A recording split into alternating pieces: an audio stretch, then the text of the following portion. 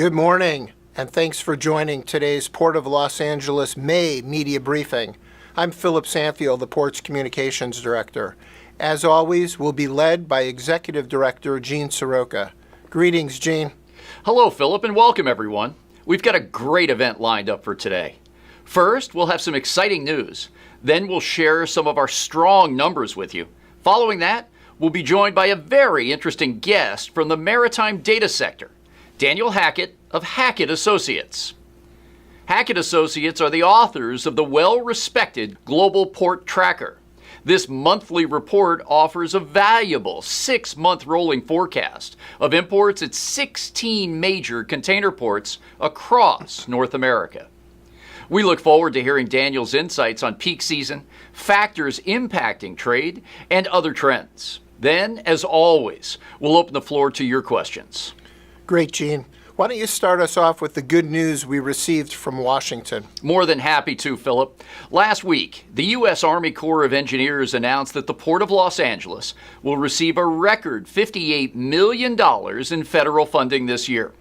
This unprecedented support will be used for navigation maintenance, as well as enhancements and upgrades to our wharves. So many elected officials, both past and present, have played a significant role in achieving this milestone. Former Congresswoman and current Los Angeles County Supervisor Janice Hahn helped initiate the effort more than a decade ago, laying the foundation for its success. United States Senator Alex Padilla of California and our own Congresswoman Nanette Barragan were instrumental in pushing these changes across the finish line. And there's one person to whom we're especially grateful. Grace Napolitano, who has long represented California's 31st Congressional District. Through her leadership on the House Transportation and Infrastructure Committee, Grace has championed the cause for fair distribution of harbor maintenance funds among all our nation's ports. We can't thank Grace enough for her long-standing commitment to this issue. As a brief background, the Harbor Maintenance Trust Fund, which is managed by the U.S. Army Corps of Engineers, was established in 1986. It's funded by a 0.125% tax on the value of imported cargo, and the purpose is to finance maintenance projects on our nation's waterways. For many years, the fund primarily supported maintenance dredging projects. A few ports, particularly deep water ports like Los Angeles and Long Beach, contributed roughly half of the fund's revenue. But due to naturally deep harbors and limited need for maintenance dredging, these ports received just 3% in return. As a result, these revenues outpaced spending, and the fund accumulated a multi-billion-dollar surplus. Now, we have a more equitable distribution of funds and an allocation strategy that is expanded beyond maintenance dredging. This includes projects like seismic safety upgrades and wharf repairs. And that allows ports like Los Angeles to access more of these funds. The goal is to utilize the accumulated surplus and align future spending with the collected revenue each year. It's worth noting that the allocation of $58 million is nearly a 10-fold increase compared to the $6 million we received last year. This marks the full implementation of reforms. We'll put this funding to immediate good use, expediting our repair and upgrade projects that are ready to begin. I'm pleased to say that other major ports, such as the ports of Long Beach and New York, New Jersey, have also received significant increases in funding. Thank you again to all our congressional supporters. These additional funds will help ensure that the infrastructure at the Port of Los Angeles remains world-class and continues to meet the needs of our growing industry. Thank you, Gene. And now can you share those strong monthly numbers you mentioned earlier, and what does our year-to-date performance look like? My pleasure, Philip. I'm happy to report that once again our docks were busy in the month of April. We processed 770,000 20-foot equivalent units last month, making it our third busiest April on record. It also reflects a 12% improvement over last April and marks the 9th consecutive month of year-on-year growth. Let's start with imports, which came in at 417,000 TEUs. That's a robust 21% increase compared to last year. Overall, the U.S. economy's continued strength serves as the foundation driving this increase, not only in Los Angeles, but at ports nationwide. Last week's Consumer Price Index showed a slight easing of inflation in April, which is good news for consumers after 3 consecutive months of price increases. We'll delve further into the import trends and the economy with our guest in a few moments. Shifting over to the export side, we've even better news. The Port of Los Angeles handled 133,000 TEUs, which is a 51% improvement over last year's soft April. We now have an impressive string of 11 straight months of year-on-year export gains. Among our top exports, we've seen significant increases in categories like recycled paper, animal feed, iron, steel, and aluminum. Meanwhile, we sent 220,000 empty TEUs back to Asia. Being a That's a perfectionist. 14% decrease, yet well within the average range we've been handling in recent months. So, 4 months into 2024, our numbers remain very strong. Our dock workers and terminal operators have efficiently handled nearly 3.2 million TEUs. That's a 25% year-over-year improvement. For a broader perspective, that's 5% higher than our running 5-year average dating back to 2019. And that includes 2 years of record volume during the pandemic. Looking forward, I expect May numbers to approach 700,000 TEUs. It's worth noting that last May and June, when the ILW and PMA reached their tentative labor deal, those were our 2 best months in 2023. While I don't anticipate quite that level of volume, we should see good cargo flow through the summer. The bottom line, the Port of Los Angeles is well positioned for additional cargo. Starting tomorrow, I'll be attending the 36th Annual Agricultural Transportation Coalition meeting in Tacoma, where I plan to discuss this in depth with Peter Friedman and his wide-reaching membership. I'll let them know that all of our vital statistics at the Port of Los Angeles are currently at or better than pre-COVID levels. And just as I've done on trips to Asia and elsewhere recently, I'll encourage shippers to take advantage of the excess capacity we have now in Los Angeles. Of course, looking ahead, there will be a lot of variables to consider. Inflation and interest rates, the election cycle, as well as several geopolitical factors. Regardless of how all these elements play out, the Port of Los Angeles is ready to upscale on demand as we move into the second half of 2024. Great summary, Gene. Thank you. And now would you please introduce our guest? Of course, Philip. Today we have the pleasure of speaking with Daniel Hackett, a partner in Hackett Associates. Daniel specializes in providing consulting research to the international maritime industry, working closely with shippers, terminal operators, and railroads. He has a proven track record for developing trade forecasts for the National Retail Federation and the United States Maritime Administration. Daniel, you're just the person we want to talk with today. Welcome, and thanks for joining us from your office in Alexandria, Virginia. Thanks for having me, Gene. It's a pleasure to be here today. Daniel, a lot of us follow your global port tracker reports, and we're curious to know more about the methodology that you employ and what trends you're seeing now. Of course. So the global port tracker figures are based on actual TEU counts that we obtain directly from the ports themselves. And then that's for all the ports we cover in both Canada and the US. The forecast uses a series of econometric models that project growth along 7 key trade lanes. So, for example, that includes China, Southeast Asia, Eastern Europe, and so on. Those growth factors are then applied to profiles that we've created for each port in the global port tracker. And that profile is built using US Census Bureau data to look at the trade partners that each port has. Of course, we also incorporate non-economic factors. For example, changes that carriers make to their service offerings and rotations, as well as temporary shifts in volume, whether it's due to weather-related congestion or tragedies like the Francis Scott Key Bridge in Baltimore. And so we'll look at those impacts and apply that to volumes moving forward in the short term.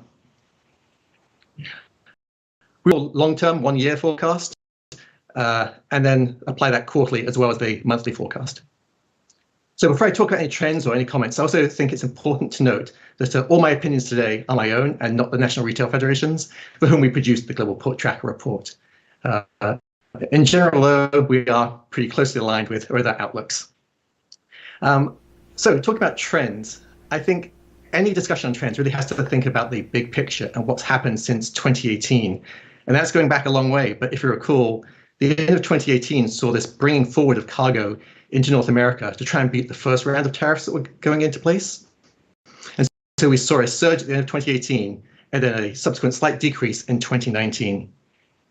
In 2020, we had a steep drop at the beginning of the year as COVID hit, and then a surge at the second half of the year as consumers shifted to working from home and the checks started arriving from the government. And so that really had a surge in volumes that continued through 2021 and into the middle of 2022.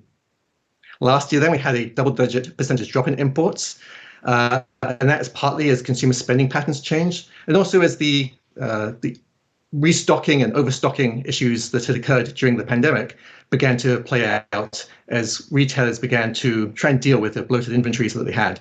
And in some cases, it was a mismatch of inventories. In another case, it was a oversupply of inventories. By last year, most of the inventory issues had been resolved. And so in the end, 2023 was slightly ahead of 2019, despite the fact that we had a 13% drop compared to 2022 for the global port tracker ports. All that said, we're projecting strong growth this year, import growth approaching about the 10% mark for the US and Canadian ports that we cover. Great overview, Daniel. And as you know, this is the time of year when many of us are talking about peak season. And in our case, will we have one? When will it occur? And what type of volume can our industry expect? Looking at the data around North American ports, what are you forecasting? So again, I feel like I have to give a little bit of background before answering the question. And I know sometimes people hate when I provide too much background. But what we've really seen is a change in peak season. Whereas it used to be an August bump, that began to transition to where we had a second bump ahead of the back to school season. And so we were getting a dual bump over the course of the year. During the pandemic, that all changed again. We actually saw peaks in May a couple times. And then last year, the peak was in October. September on the West Coast, but October for all the global port tracker ports.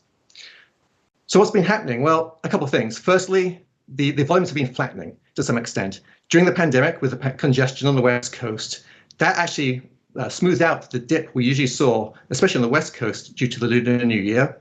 The backlog in vessels waiting to berth at the West Coast meant that the drop that we usually see was smoothed out. Then, like I said, we have the back to school bump, bringing in some of the volume that we see later in the year, bringing it forward. And also consumer spending patterns have changed in the last couple of years as well. In part, that's due to COVID and the economy. And in part, it's just consumers have begun more recently looking for deals and looking for being a little smarter about how they spend. It means that they're really being to shop for the winter holiday season a little earlier than usual. So looking at this year, our view is that we're going to see a flattened curve again this year. 2024 has started strong with about 17% growth year on year in the first quarter, which is about 12% over 2019. But do recall that 2019 was a little bit lower anyway because of that bring forward of the tariff-related cargo at the end of 2018. So even comparing things to 2019, which is sort of our first real pre-COVID year, is a little bit tricky sometimes. So 2019 is sort of where we now sort of base our pre-COVID volumes. So volumes are remaining strong in the second quarter, as you just said, and we're projecting that's going to continue into the second half of the year. Having said that, we do expect the second half of the year-on-year growth rates to be lower than in the first half of the year. In part, that's because of 2023. And if we look back at the first half of 2023, that was much lower than the second half of 2023. And so again, doing year-on-year comparisons becomes a bit tricky. In terms of the second half of 2023, we're looking at about 6% growth year on year, which equates to about 8% growth on 2019. That's great, Daniel. A lot of comparables and some very thoughtful insight as to what we're going to be seeing down line in the months ahead. What are you seeing with respect to West Coast volumes versus those of the East and Southeast ports? Last year, the West Coast labor agreement was signed and then ratified in the month of August. Have you seen trends following that, the closure to that contract discussion? Absolutely. So, as you point out, the labor contract was signed last year, but prior to that, there was some shifting of cargo from the West Coast to the East Coast, as retailers and importers in general wanted to ensure that there was some sort of supply chain resiliency. Now, that also was being compounded, or the shift was being compounded by the fact that the congestion on the West Coast was seeing some volume shift. To some extent, discretionary cargo volume, but also as supply chains were just being built to become more resilient. Another factor was a shift to the China Plus One strategy.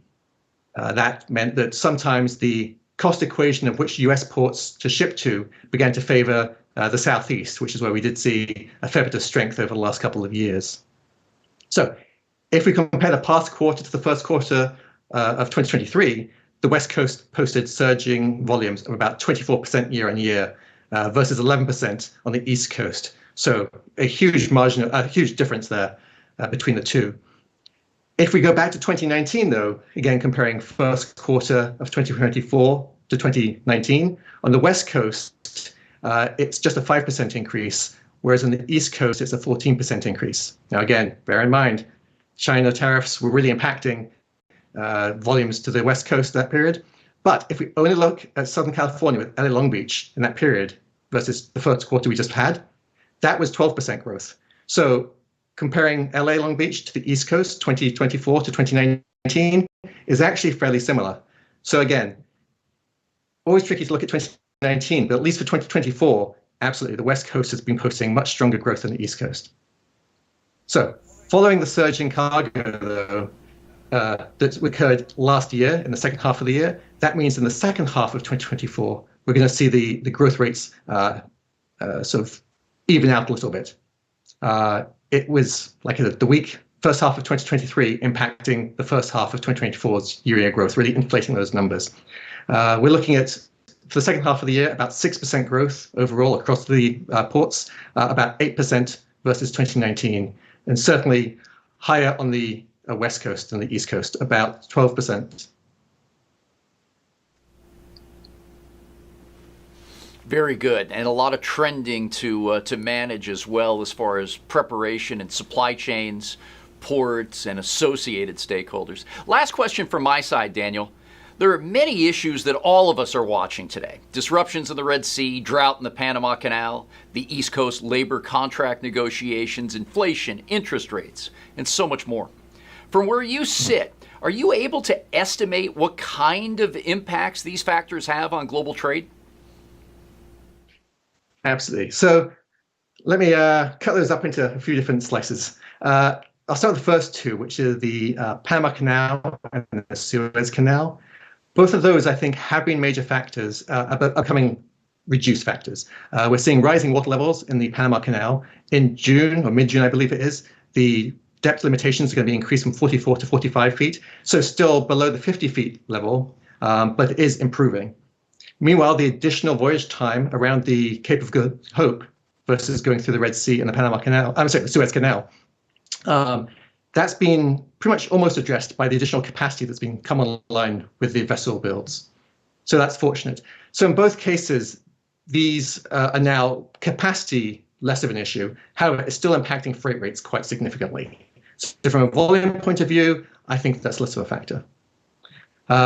One of the big issues that I think people have their eyes on, and this is certainly impacting some of the East Coast, West Coast balance that we've been discussing, are the ILA's contract expiration on September 30th. Some shippers are certainly bringing in cargo ahead of that. And so that's impacting the ability, I think, to really fairly compare the peak season on the East Coast versus the West Coast. Some of the East Coast volumes are being brought in probably about right now, in fact. And so that's really adjusting the year-on-year comparisons. And that's one of the reasons why we always try to look at quarters and years rather than months. Month to month doesn't always capture those kinds of volumes. Then let's see where else. We had the inflation issue, which has certainly been an issue over the course of the last few years, impacting consumer spending, of course. The good news is that inflation has begun to cool, as you said. Wage growth has been increasing over the past couple of years. And to some extent, wage growth has been outpacing inflation. So that's certainly good news. We're also seeing that consumers are spending in different ways. Whereas before they were spending on things for their homes, whether it's new TV or new furniture, now it's beginning to shift to other sectors. Sometimes that can really impact the imports. Obviously, as you know, Gene, furniture takes up a lot more space than clothing in a container. So that might result in a decreased volume of container imports in the coming months.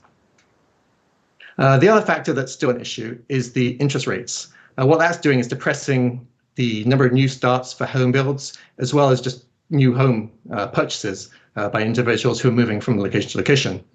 What that does is it does limit the amount of new construction materials that are being brought into the country, as well as the spending on home furnishings, electronic appliances, that kind of thing. So we're keeping an eye on interest rates. Interest rate cuts should see some of those decreased home purchases rebounding, and that in turn would trigger imports in the months that follow. And finally, there's been a lot of talk about destocking of inventories recently, and that's certainly something that we think is now behind us. If you look at the inventory to sales ratios, they do seem to be about where they were pre-pandemic at this point. There's still a couple sectors where it's a little bit off. The construction materials is certainly one of them. But in general, that seems to be something that's behind us, and now retailers are beginning to replenish ahead of the peak season. So that's also good news from a import side of things. Yeah, certainly, as always, a lot of economic indicators for us to take into account as we evaluate our supply chains now and into the future. Daniel, thanks for your insights today. Really appreciate it. Now let's turn it over to Philip and take some questions from the media. Very good. Thank you both. We have a few questions that have come in advance. If anybody has a question now, please type it into the Q&A box below, and remember to include your name and affiliation. We'll start with Bill Mongaluzzo from the Journal of Commerce. This question is for you, Daniel. You touched on it somewhat in your last few questions, but regarding your forecast that shows continued growth in U.S. imports, any specifics behind what's driving this optimistic forecast for summer and fall? I mean, frankly, it's the consumers have continued to spend. What we have seen is over the past few years, there's been a dipping into the cushion that was built up of savings through the course of the pandemic. While that cushion has somewhat been depleted, at this point in the meantime, wage growth has continued. And so consumers are still spending. Now, we are seeing a slight slowdown, but it overall remains strong. So that's sort of what's driving things. And then the other factor, like I said, is the inventory levels. As consumers have been spending, there's been this right sizing. We're now looking at a point where retailers simply have to keep filling the warehouses that supply the stores that retailers then can have stocked shelves to sell the cargo to the consumers. So really, it's consumer strength. That's in short. Very good. Thank you, Daniel. Next question is for Gene. It's from Edwin Lopez of Industry Dive. Gene, Edwin says that he's hearing concerns that shippers may divert cargo away from the East Coast if labor negotiations break down after September. Is that consistent with what you're hearing from shippers? Thanks, Edwin. Yes, it is to an extent. I've been to Asia 3 times already this year, traveled around domestically, and I was in Europe last week. And what I hear basically is that because of the concerns for safety and security in the Red Sea, the Panama Canal crossings are down anywhere from 50 to 60% on their receipts, according to published reports. The aforementioned Panama Canal drought concerns and the East Coast labor negotiations, I've heard importers and exporters tell me directly that they've shifted fractionally back towards the West Coast because of those issues specifically, and not wanting to be the last to make sure that they have vessel allocation and empty containers ready for their imports to the U.S. before it's too late down the line into peak season. Not a wholesale shift, but just 2, 3, 5% of their cargo moving from one gateway back here to the West. In addition to that discussion that we've been having, it's all about planning forward. But I must say that the East Coast dock workers, the International Longshore Association, has not gone on strike since 1977. And while over the past year and a half, labor negotiations through a variety of segments in the United States have yielded great pay increases for the folks who work so hard during COVID-19, there are demands on the table that are very important, and I'm confident that they'll reach conclusion ahead of the contract's natural expiry date in September. Thank you. Next question is for Daniel. It's from Alejandra Salgado, also of Industry Dive. Excuse me. When you compare the data to pre-pandemic trends, how is 2024 looking? Are some categories of goods normalizing faster than others? Absolutely. So I sort of touched on this a little bit in terms of things like electronics and furniture, home furnishings, and construction materials. Those ones are currently below pre-pandemic levels.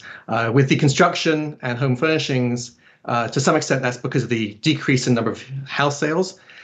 Home furnishings is also a factor, along with electronics, because during the pandemic, we were all shifting to work from home. We all received checks from the government, and suddenly we're able to start thinking about how do we make the place we're going to be spending a lot more of our own time more comfortable.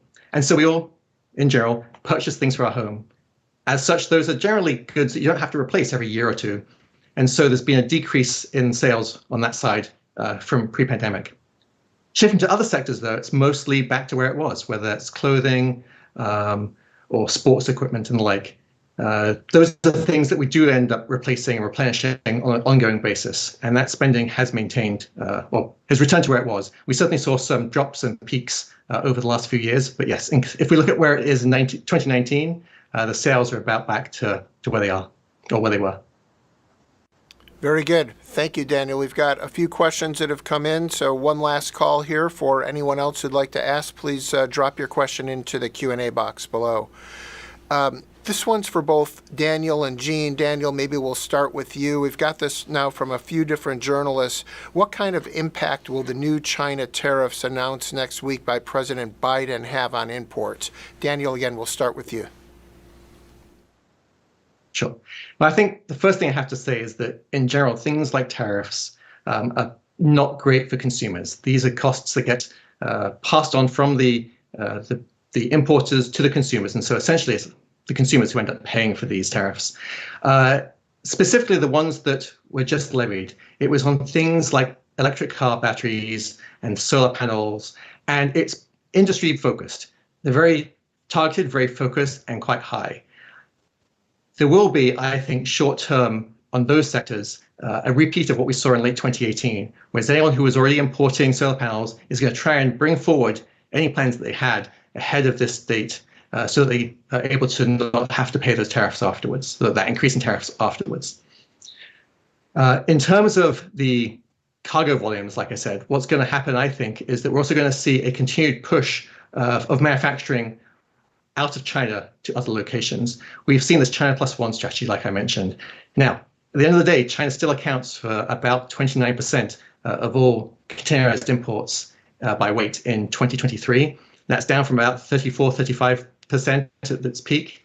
So China is still the dominant import origin location, but we are seeing more imports coming in from Southeast Asia, among other places. That is leading to different trade partners and different trade patterns occurring. One other thing that we've been seeing recently is that Mexico recently became the #1 trade partner with the US. And there's a large volume of cargo coming in from China into Mexico and then being trucked across the border.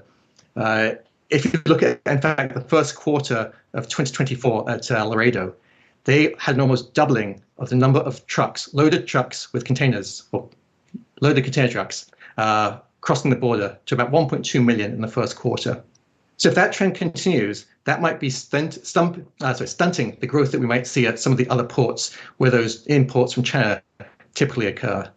Now, this is still small volumes, obviously, but it is something that we are keeping an eye on. Gene, any thoughts on the tariffs? Yeah, I concur with Daniel. The White House and U.S. Trade Representatives said that these tariffs recently announced last week are going to be targeted and narrow, covering about $18 billion worth of goods.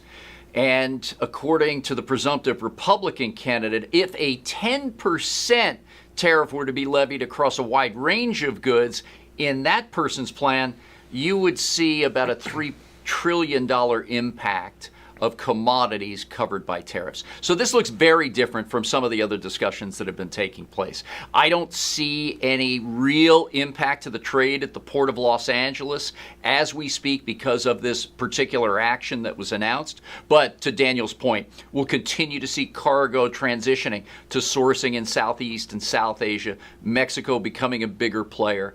And from our standpoint, on a container volume look, the business that we do to and from China is still about 50% of all the work here at the Port of Los Angeles, far-reaching number one in trade with us. Thank you both. Stas Margaronis from the American Journal of Transportation is following up on that. This question is for you, Gene. Chinese shipments to Mexico's two top Pacific Coast ports has risen 600% between 2013 and 2023. Are Chinese exporters using Mexico to evade U.S. tariffs? And are U.S. West Coast ports losing cargo that's coming in by land from Mexico? Thanks for joining us, Stas. I don't know about the specific tactics that individual importers are using in Mexico, but likely the tariff has impacted across a variety of sectors dating back to 2018 with the Section 301 and 232 tariffs that were implemented to find ways that are a little more economical to both produce and ship as well as get into the manufacturing process here in North America. Relatively low base on that quote of 600% increase, but nonetheless a real player across automotive and tiered suppliers, appliances, for a long time experts in the manufacture of electronics, and so much more. The border crossings, as Daniel said, are way up, but the Port of Los Angeles also plays a key role in this area with imports that are going to the maquiladora areas. Think about Mexicali and Baja California, Ciudad Juarez across the Zaragoza Bridge from El Paso, and then going into Nuevo Laredo and other locations. So we're still going to go out and chase that cargo to a great extent and make sure that as trends are happening and trade lanes are shifting, that we're participating in supporting that global effort on supply chain. Thanks, Stas. Very good. We do have a question that's come in from Don Lee at the Los Angeles Times. It's for both Daniel and Gene. Are shippers hedging by placing bigger orders ahead of the national elections and threats of higher taxes across the board? And threats of higher across-the-board tariffs, particularly on China goods. And specifically for Gene, what is the excess capacity at the moment, and how does that compare historically? Perhaps we should start with you, Gene. Yeah, Don, on your second question, we're running at about 75 to 80% of traditional capacity here at the Port of Los Angeles. As I mentioned in my opening, all the vital statistics from how many ships are coming in to how quickly we're working them, the dwell time of cargo, which was really impactful during COVID, to how quickly we're getting the cargo out. We look good. And I think that from many lessons that we learned during COVID, we're going to be able to lift that ceiling on traditional capacity, which in historical context was about 1 million TEUs a month. I see us being able to clear that by some margin here in the not too distant future as volume requirements are taken into consideration. On the tariffs, yeah, history has shown this too. Back in the first quarter of 2018, with the implementation of those tariffs under the previous administration, we saw some peaks and valleys. Hurry up, get the cargo in before the new tariff milestone, build up inventories, and then you see a bit of a lull after that. So there's no doubt, once we get date specific on some of the new tariffs, you'll see a little bit of a rush. I don't think, based on the scope of the commodities that are outlined and the timelines that are being considered by the White House and the USTR, that we'll see any negative impact from either surges or a loss of appreciable amount of cargo. Thanks for joining me, Don. And Daniel, would you like to touch on that as well? I know you touched on this earlier. Sure. Yeah, I don't have much to add to what Gene said. I think one thing to bear in mind, though, is the substantial carrying costs of holding inventory ahead of when you actually need to sell it. I think without any tariffs in place, or these proposed major increase in tariffs in place, I don't think we're going to see a reaction from importers. I think should the worst come to pass and we see this the surge in tariffs occur, I think that might then lead to a bring forward of cargo. Like I said, I think tariffs are generally not a great idea. I think they pass the costs onto consumers. So I'm hopeful that the tariffs don't come to pass. Thank you both for that answer. That concludes the media questions. Gene, back to you for final thoughts. Thanks, Philip. Daniel, so great to have you with us today, and really appreciate you sharing your expertise and your insights as to the trade that impacts so many of us. All the best, and we'll keep a close eye on your reports. Great. Thanks, Gene. Thanks for having me.